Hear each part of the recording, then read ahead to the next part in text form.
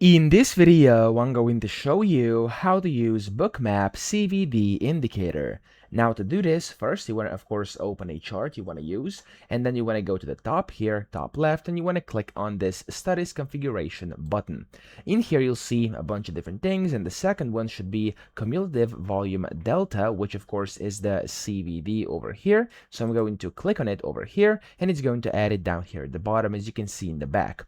Now of course over here you have a bunch of different options you can change. You have like different settings, the colors, the price ranges, and stuff like that. So that's the first way to actually use it. You can go ahead and change these things. You can change session start settings, you can change positive and negative value colors, you can go and reset this, etc. Okay, so that way you can customize it to however you actually want to have it on your specific chart in your specific session. Okay, that's the first thing you can do. And then down here at the bottom you also have this CVD over here on the right, and if you click on this settings button, it's going to open up this CVD over here as well, where you can basically select how you want to show this, or if you want to show the graph or not, if you want to show the widget or not as well. And then over here you can then go and click on the button to open up the settings we were in earlier. Okay, now of course you can then see this here at the bottom, and whenever you zoom in or zoom out of your chart, of course you'll be able to essentially see your CVD indicator down here at the bottom. Okay, so that's essentially all you have to know. I hope this video helped you out. If it did,